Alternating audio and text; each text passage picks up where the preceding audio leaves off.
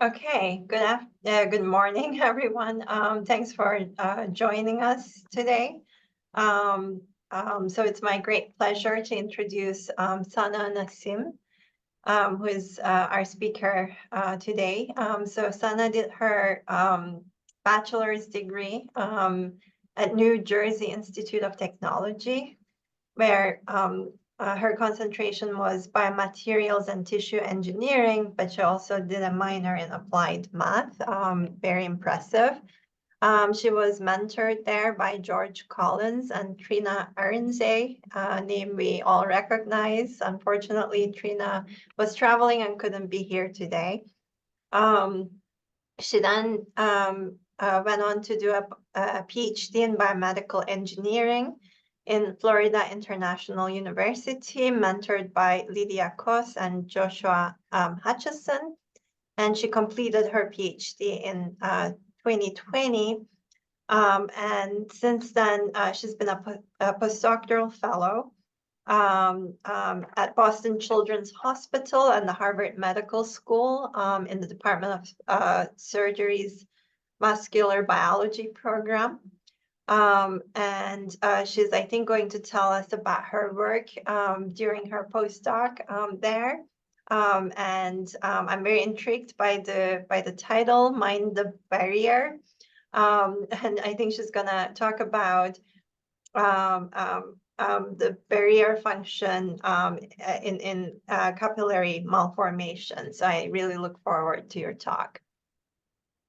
Thank you, Maleke, for giving me the nice introduction. And I hope you can all hear me. And I'm going to share my slides to make sure. See my slides. Do you all see my slides? Perfect. Yes. Again, thank you so much for the introduction and giving me the opportunity to share my postdoctoral work today. But before I go into my postdoctoral work, I thought I would kind of give the brief background on like my trainings and like how I've been kind of combining it together and where do I want to go next. So I think I will like to tie that back into my multidisciplinary training that I've been getting from undergrad to postdoc. Okay, so I'll start off with that, my academic trajectory, then I'll go over, some of you might not know about capillary malformation and the disease that I'm working on, so I'll go over a brief background, very layman termed background on the capillary malformation to make sure that you understand the disease, and then what do we know about so far, what I have done to understand this disease, and where do I actually want to take this next in the future work as well. So as Malaki mentioned, I got my bachelor's degree from New Jersey Institute of Technology. So I came to the United States when I was 17. So just within moving to the United States, within a year or so, I decided to pursue biomedical engineering naively without realizing what I was getting myself into. So I did biomaterials and tissue engineering and applied mathematics as a minor. And from there, I moved to Florida International University, where I did biomedical engineering, and I had two advisors. One was from biomedical engineering, and the other one was from biology. So I was able to navigate waters between engineers and biologists together. And that's where I combined biomechanics and developmental biology together. And that's when I started to realize like endothelial cells are very important for us to understand mechanically and in the context of disease, because I did a lot of like basic science, developmental work there and during grad school. And that's when I switched to, during the pandemic, I was hired as a postdoc at Boston Children's Hospital in the vascular biology program, which is within the Department of Surgery here at Children's. So let's dive into science now. So capillary malformation, throughout my slides today, you will see the word CM, and when every time CM comes in, that means capillary malformation. So what are really capillary malformation? These are known as port wine stains that occurs in about 0.3% of the infants. And what does that really port wine stain looks like? So when the baby is born, there are these light reddish marks on the skin of the baby. Most of the time it's on the face, around the eye, or the neck region. It doesn't look as severe, and it kind of looks like a birthmark, like maybe it will fade away, but sometimes it does not. And that's when the capillary malformation comes in. So what is really capillary malformation? It's a small blood vessel overgrowth that happens over the period of time. And as it doesn't really look severe as a baby, but it can get very dramatic and it can cause to this something as severe as this gentleman over here. And as you can see, it's on like a half hemifacial area. It's not in the entire face. It's also on in the eye as well. So it gets very severe and it impacts not just these patients with this regurgitation of these overgrowth blood vessels, but also like their psychological aspects of their lives are very impacted there as well. So this is port wine stains on just the facial region. It gets very severe if the capillary malformations are in the brain, and that is called Sturge-Weber syndrome. So SWS is something that's also going to come up in my slides, so just to keep that in mind as well. So it's a neurocutaneous disorder. It occurs in not just in the skin, but brain and eyes as well. So if you have skin in the brain, you're categorized as having a Sturge-Weber. And having the impact of having Sturge-Weber is much higher if you have the port wine stain on the forehead region, what I showed you in the babies as well. And only symptomatic treatments are available. So you can imagine this newborn having a port wine stain, and if they don't get seizures, they don't really do MRI to really know if the Sturge-Weber is there. So the treatments are not really there, even in adulthood. And patients who really take seizure medication, there's no specificity to this disease. So the first question that comes up with understanding this disease is which gene is really responsible? What's really driving all this to happen, right? Are there multiple components that are playing a role, or what is it? So there was this paper back in 2013 that really showed that the Sturge-Weber syndrome and the port wine stain is caused by a somatic mutation in GNAQ. It's a G-coupled receptor protein, which is very important in so many different aspects. And that's something I'm going to talk about later on as well. So it plays a very big role here. So it occurs, and within the GNAQ gene, it's in the G-alpha Q domain, which sits on the surface of the cell membrane. And the mutation that occurs in this paper showed is that it's at the R183Q. And what this R183Q is that arginine at the amino acid position of 183 switches to glutamine. And this small molecular switch can lead to this devastation of like having these capillary malformation. And it's very fascinating to me, like how just a tiny molecular switch consistently showing up. And this paper showed that like about 90% of these patients has this specific mutation. So it's really driving the severity in these patients. So the next question becomes, now that we really understood from this paper 10 years ago that the mutation is in the GNAQ gene and it's that small molecular switch, the question is, which cell type actually carries it? It's a somatic mutation, which means not every single cell has it. So how can we really understand that? So what I'm showing you data here is only brain, but we did also do skin as well. And let me go over some of the details of what we are looking at here before I give you like a summary of what this is.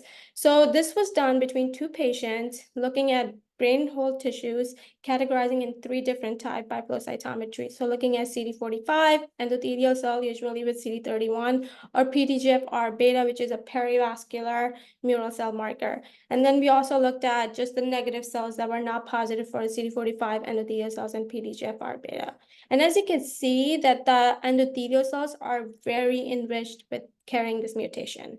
But then also there are these triple negative cells that also carry the mutation, and we don't know, besides endothelial cells, what are these cells that are carrying this mutation. And it could be microglia, there's neurons in the brain, there's so many other cell types that are there, and they might be carrying it, we don't know.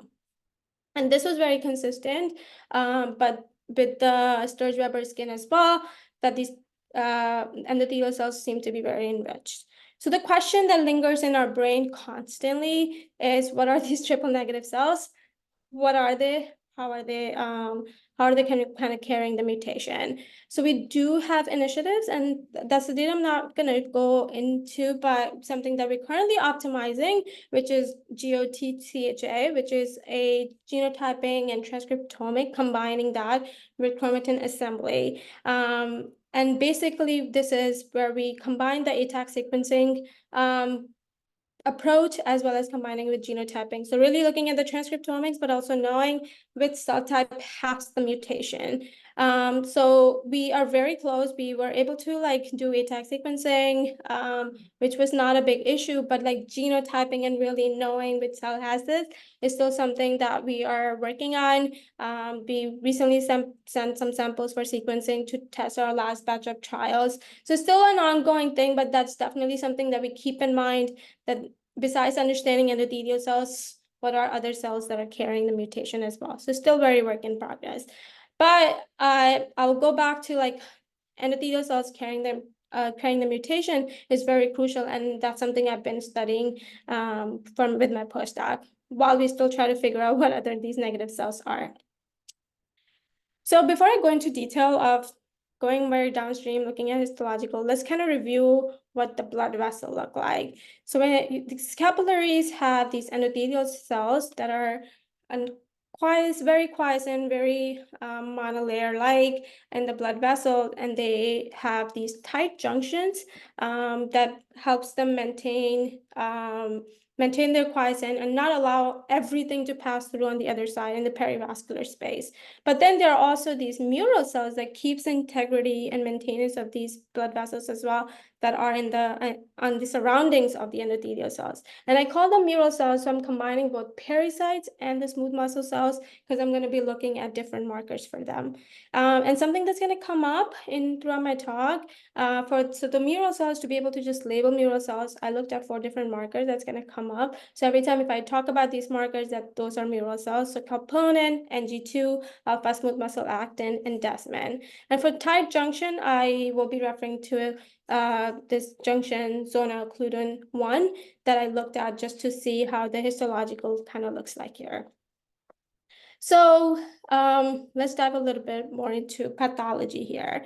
So looking at just the blood vessel here, this is a very high magnification of a blood vessel in the histological section. Red is endothelial cells, and the blue is the nuclei here. And as you can see, as I mentioned earlier, that endothelial cells should be very nicely aligned, nicely sitting together. But these cells do not look like this. If you look at this, they seem to be in very active remodeling phase.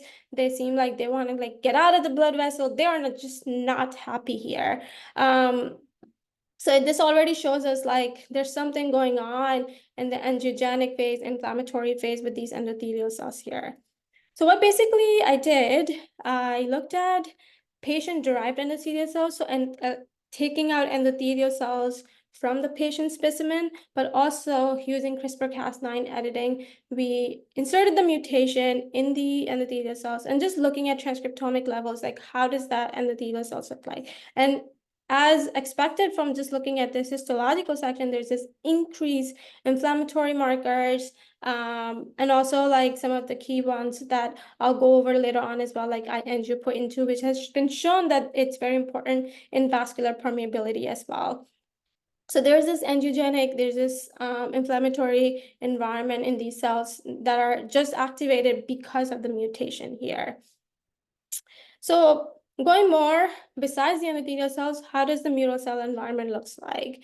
Before I go into the results, I'm going to go over a little bit detail on what we are looking at here. So the top is Sturge-Weber brain and the Sturge-Weber skin, and bottoms are the controls here for brain and skin. And then looking at one of the mural cell marker, calponin, just for simplicity here, endothelial cells in red, and then blue is nuclei. And as you can see, there are these enlarged blood vessels, as I mentioned early on, and they lack calponin positive cells around them. There are these nice vessels as well. Again, this is a somatic mutation. Not every single blood vessel or every single endothelial cell will carry the mutation, but there are these other blood vessels that are enlarged, and they don't have this calponin coverage. But in the skin, it seems more dramatic. in the skin, there's this detachment of mural cell. So it's not just that the vessels don't have mural cell coverage, but they're just like kind of repulsing away. And I think it's probably because they get into this angiogenic phase where these endothelial cells are going away, and that they might be like causing this detachment as well. We don't really understand, but that's something we see very dramatic in the skin as compared to the brain. And I think brain also have blood-brain barrier. There's a lot of different cell types that are playing a role here, and that might be helping maintain to not causing it to the severity here. And I looked at these features in the 3 other markers, NG2, alpha smooth muscle actin, and desmin, and they seem very consistent with the coverage here, what I just showed you with component. So since I see there's endothelial cells are very active remodeling, there's defects in the mural cell environment. I also wanted to know, since we see all this disruption, how does macrophages play a role here? Macrophages are usually, some of them are resident to brain or the skin, but then they would also come in if this is an inflammatory space, then would they come in the inflammatory site? So again, very similar pattern, looking at top, Sturge Weber brain, Sturge Weber skin, and then the bottom are the controls here. And then looking at MRC1, which is a mannose receptor, it's a macrophage marker that known to come up and eat sugar molecules, like to help clean up. But then also what we interestingly found in here, and this has been shown in the literature as well, that some of the macrophages also express immunophenotypic markers as well. And that's probably because of this whole angiogenic factors that's playing a role here. And what we found was that both the Sturge Weber brain and the Sturge Weber skin have significantly increased number of MRC1 and LIVE1 positive cells in the both regions, both the brain and the skin. So just looking at the quantification here, looking at MRC1 and LIVE1, you can see that there's significant increase in both the brain and the skin with these double positive cells. So next, can we test this in vitro? Can we really look at how does endothelial cells carrying the R183Q mutation, how does that impact, or how does that respond to macrophages, or to have more simplistic view as well. So what I basically did, I set up, these are ABD, if some of you might be familiar with this, ABD chips. So these are where you can have monolayers of endothelial cells, and I did live cell imaging, having monolayer of endothelial cells and adding labeled THP1 cell, which is a monocytic cell line, and just adding that on top of it and see how does the mutant cells respond to these monocytic cells. And I did this for about 30 minutes just to look at the different responses here as well. So I quantified it using single cell tracking.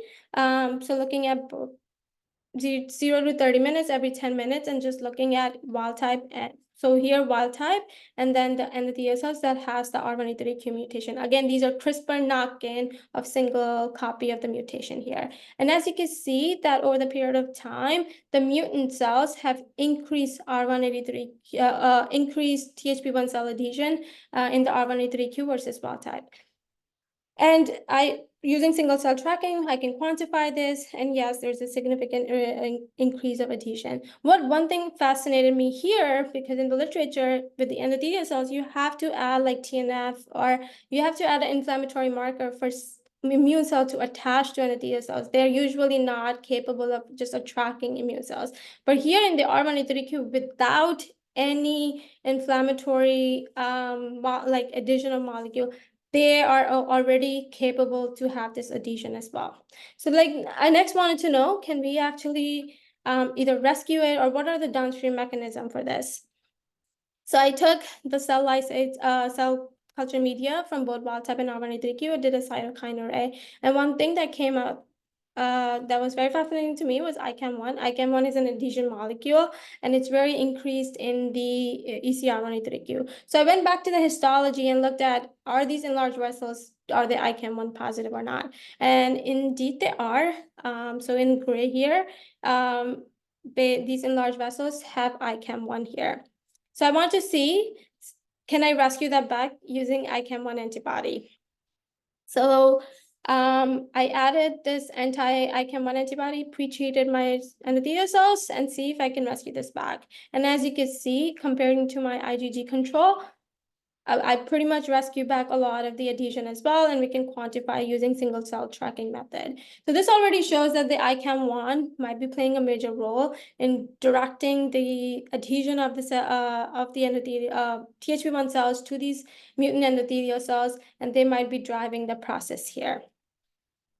So next, I see that these mutant cells are able to, without any inflammatory external addition of inflammatory markers, or they already carry everything they need to drive the adhesion already, but then they also have these macrophages in the perivascular area, and this makes me question, since we see this adhesion and there are these macrophages that are in the perivascular space, is there vascular leakage?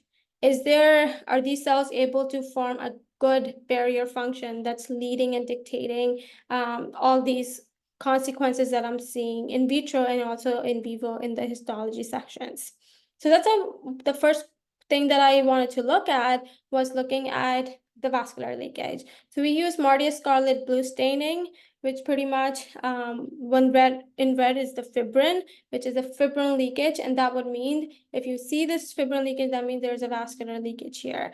So again, looking at Sturge-Weber brain and Sturge-Weber skin on the top, as you could appreciate, and although skin looks more severe than the brain, but there's these fibrin leakage in the perivascular space, indicative that there is a vascular leakage here. Which leads me to question next, since I know that the endothelial cells don't really form nicely, they're very active in remodeling, how does the tight junctions look like? And that's when I looked at CO1. So looking at Sturge-Weber brain and non-Sturge-Weber brain, you can appreciate that a lot of these vessels in the Sturge-Weber brain do not have CO1 as compared to non-Sturge-Weber brain here. To then also looking at Sturge-Weber skin and comparing it to non-Sturge-Weber skin, you can see these nice ZO1 staining, but then skin doesn't have that. It makes sense, right? Like they're escaping out of the blood vessels and they're very hyperactive. Well, how could they have ZO1 staining, positive for ZO1 staining here?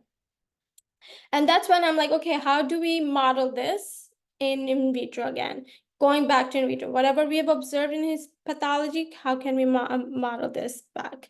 So that's when I decided to look at barrier function. Before I go into the results, I want to show you what the assay looks like. So this is a transendothelial electrical resistance assay. It's a 96 well plate system, which has the gold electrode in the bottom. So when you just add media, and you can, I measure impedance over a period of time, and you just add media, you have this basal layer of impedance here. But once we add cells, and they're depending on the coverage of and how many cells I add, then there would be a plateau of confluency depending on the amount of cells. And this really shows me coverage over the period of time. And this assay is very unique in the sense that we can actually, once we have this coverage, then we can disrupt the barrier, add the treatment, add the inhibitors, and really test all the significance of the barrier in terms of the inhibitors. So we can add the treatment, look at like how does the treatment actually impacts this as well. So using this assay, my first question was, how does wild type versus the cells with the mutation has an impact on the barrier function? Since I see this vascular leakage, I see the decrease in ZO1. So before I go into the results, let's look over what we are looking at here. So x-axis is the time, which from 0 to 24 hours, and the y-axis here is the absolute endothelial resistance here. And the resistance here was measured at 4,000 ohms, which is very common for endothelial cells. Black is wild type, and the R183Q is in red. And as you can see, that there's a dramatic decrease in mutant cells. They are not able to form tighter barrier as compared to their wild type. And there's already, like, when we quantify it at 20 hours, we can quantify at different hours, but here when I do 20 hours, there's already like about 25% decrease. So this already shows that these cells, when they reach confluency, they do not form tighter barrier. And as I said previously, that the R183Q is a somatic activating mutation, and it occurs in the G alpha Q domain. So the question is G alpha Q central to this? Is it playing a role or not? And that's what I did. So there's a YM254890 inhibitor. It's a very G alpha Q specific inhibitor. So if I add that, it should be able to rescue this bad. If G alpha Q is important, and indeed it is. So if you look at this R183Q without the drug and with the drug, you can see it literally brings it back to wild type. This really shows that this YM inhibitor is able to bring this back, and it is playing a very key role in the barrier function.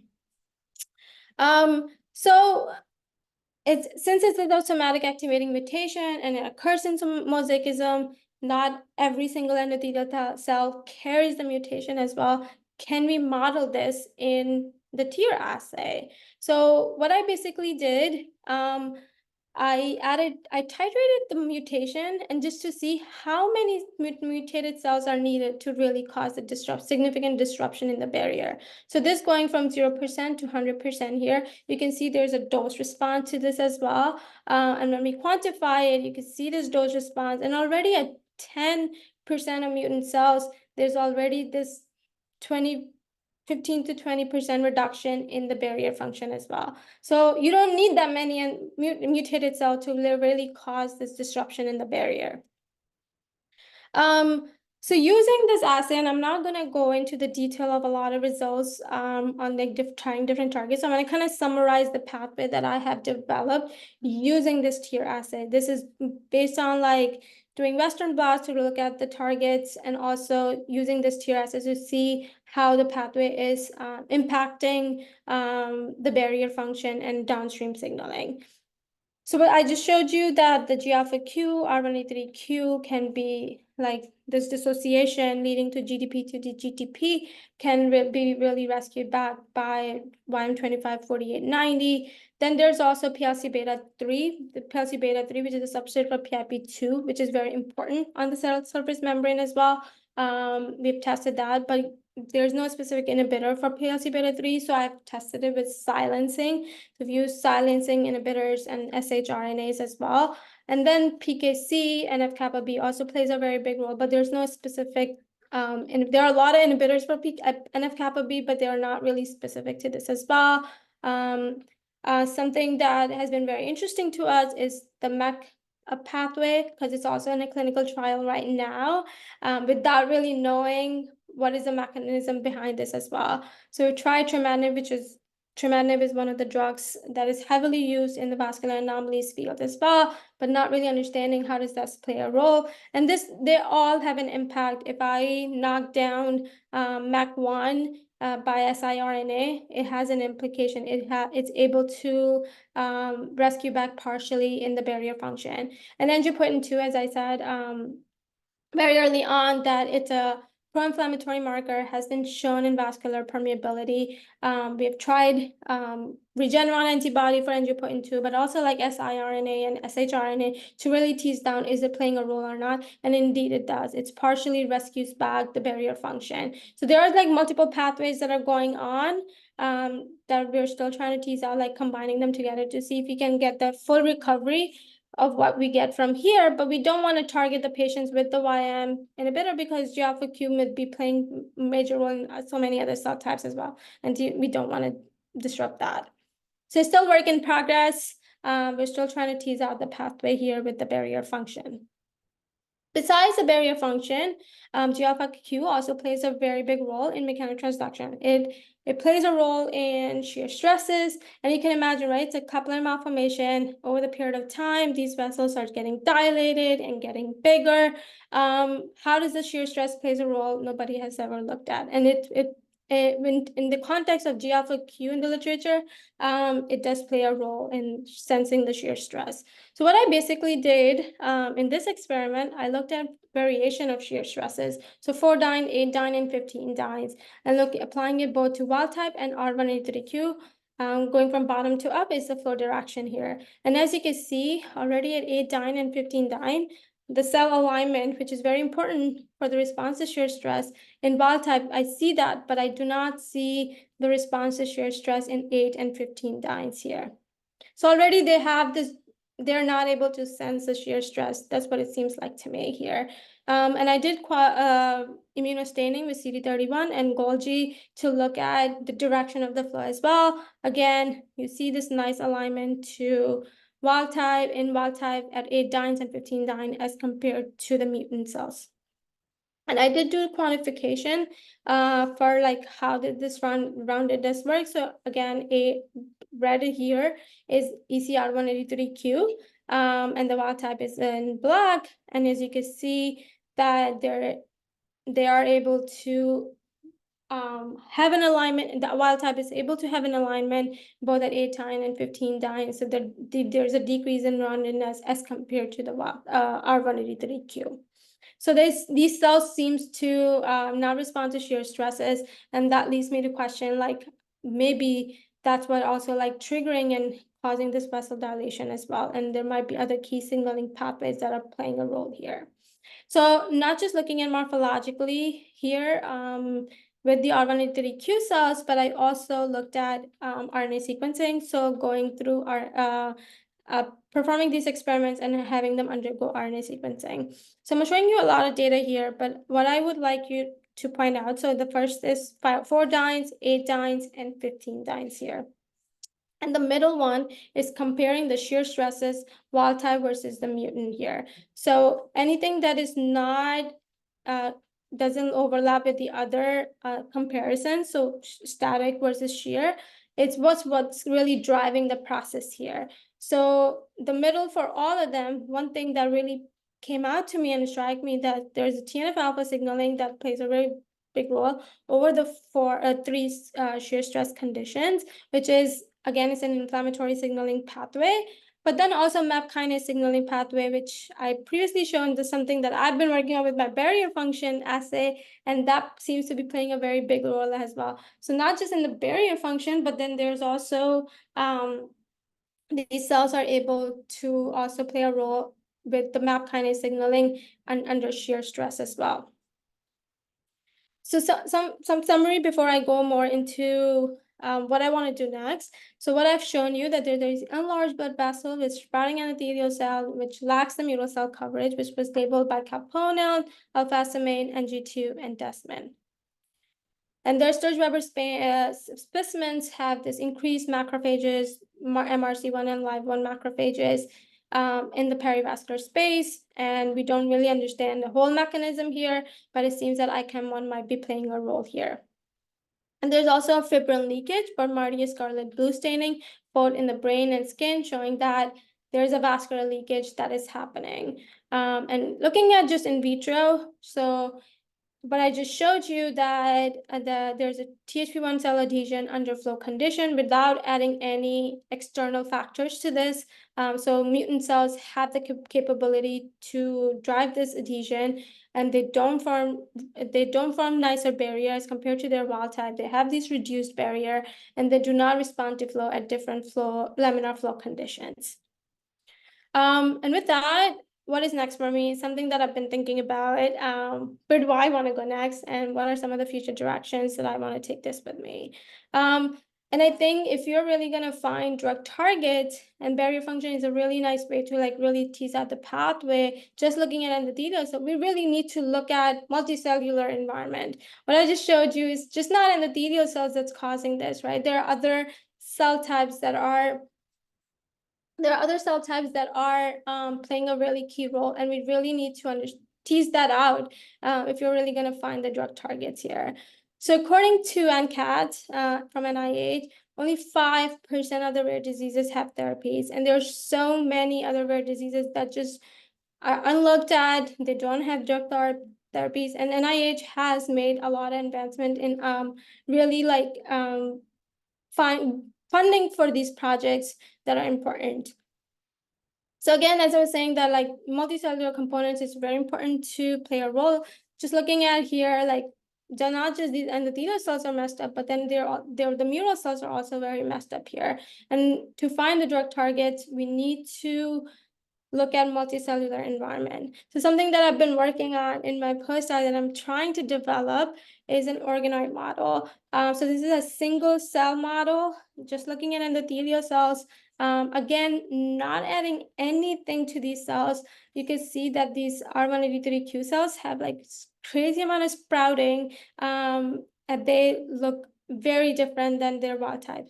And can we, and not just like looking at endothelial cells, combining it with mural cells, and I do have patient-derived mural cells that I would want to like combine them together. This is very preliminary, but I want to combine them together and then start doing inhibitors, start doing drug testing, look at a cellular cell-to-cell interaction, and really tease out the mechanism in multicellular way rather than doing single culture experiments here, or single co-culture experiments here, which doesn't really recapitulate what we see in vivo.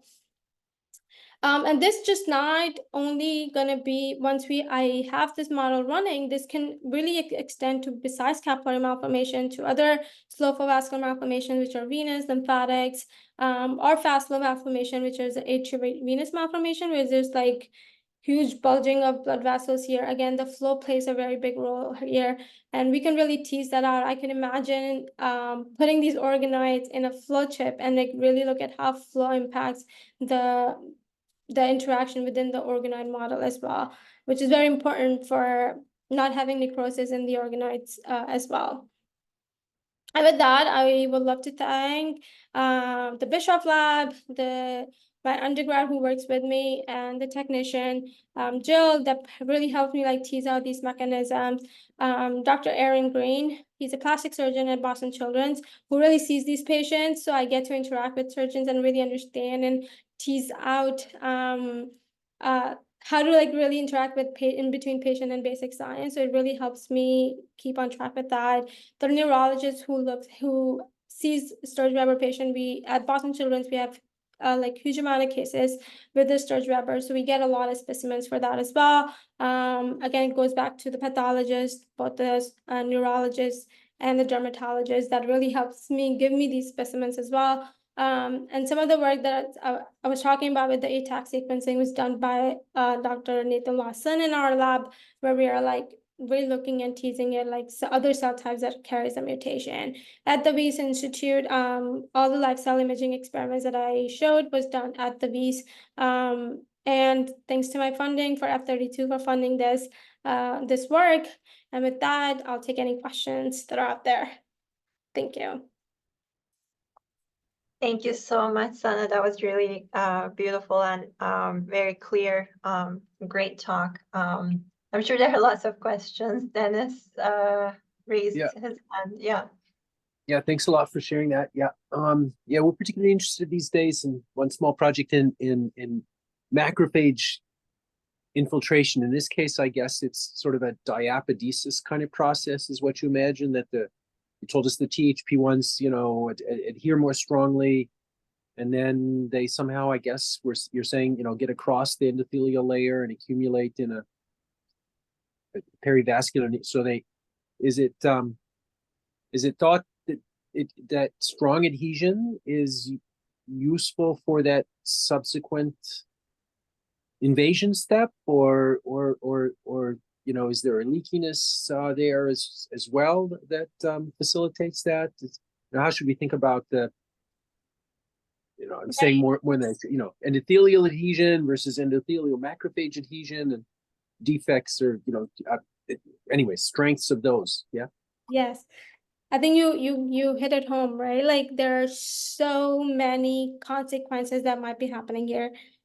We don't know what's the first step that happens, but just looking at in vitro, not even in the disease context, but just looking at in endothelial and extravasation and diapesis steps, that it requires that the macrophages would adhere first to endothelial cells, and then it would transmigrate to the other sides. And there are key molecules such as ICAM1, VCAM1, and PCAM1 that plays a very big role in that. So we don't really know what the vascular, just because of having this mutation turn on, what the vascular leakage would happen first, and that's what is causing it. We don't know. What Is Do you know in diapedesis is that usually upsetting, disrupting the barrier?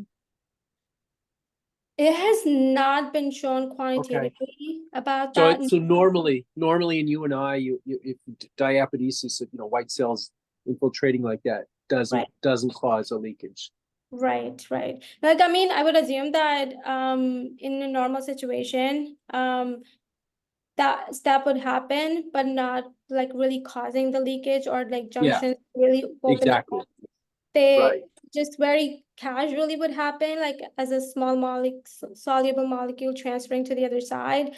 But Yeah. in this case, if there's already a vascular leakage because of the mutation, then it might be already giving a lot of room for macrophages to go in because of that. So we don't really understand what are the first Yeah. initial Right. steps. Yeah. Yes. Yeah. Yeah. And but if they're adhering stronger, right? I mean, as you say, if they're adhering stronger, maybe they just infiltrate better, right? Or just Right. by numbers. Okay. But anyways, yeah.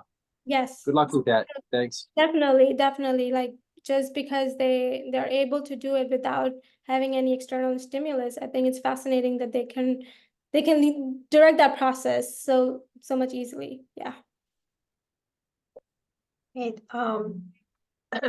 I was also kind of wondering about cause-consequence relationships because you showed so many things going wrong, right?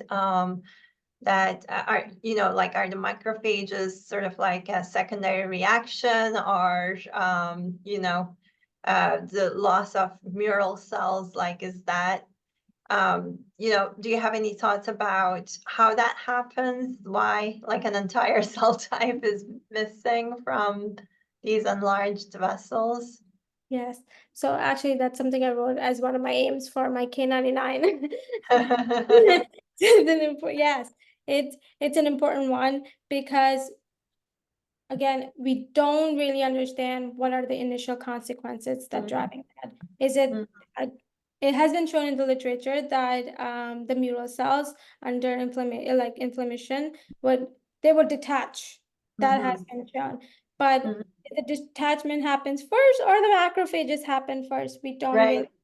Right. We do have they're starting to have mouse models for this. And we do have a mouse model at Boston Children's that we're starting to characterize and things like that. So that would be one of my first steps into like really looking at different sequential time points and really look at, does the disruption happens first with the mural cells and then the macrophages come into play, or the macrophages already there and they're just waiting to get to the other step because of all the other consequences that are happening. So that's, yes, that question always kind of lingers. All the consequences that we're seeing, what's really happening first, or even like shear stress, right? Like shear, I think about that a lot, like how if they're not responding to flow, then they're not communicating well to the other cell type as well.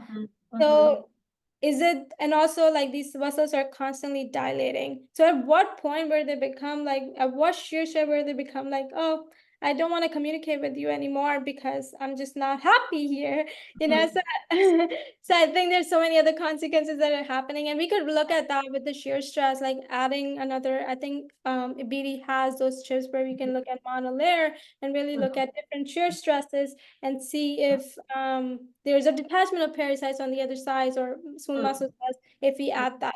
So that kind of help understand in vitro, but I think we really need to go back to this mouse models to really tease that out, and then go back to like, I think organoid model to really tease out the mechanisms there. Yeah, I think your organoid model would be great for also like looking at maybe temporal order of events. Absolutely. And that's where I also, with the organoids model, I want to like do like developmental as well. Like how can developmentally influence that, and then really tease out the mechanism, because we still don't understand when is it really happening, the mutation starting to cause all this disruption. So we could like really look at that in vitro. Yeah, I was also wondering, of course, you're looking for therapeutic drugs. Since it's like a single amino acid mutation, I was wondering, like, could this be a target for gene therapy? Yes, I actually had a meeting with my collaborator yesterday, and we've been trying to make an antibody for this. Because Mhm. even in histology, we don't really know which cell has the mutation, and Mhm. the non-happy cells are the ones that actually don't have the mutation, and they're just Mhm. unhappy because they're in a bad environment. So Mhm. antibody would help, and if we have the antibody, then we can really help use that for therapy as well, Mm. therapeutic aspect. But Yeah.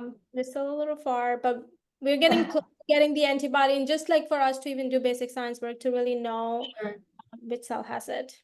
Sure. No, that sounds really fascinating and, really a lot of work to do there. Any other questions from the audience?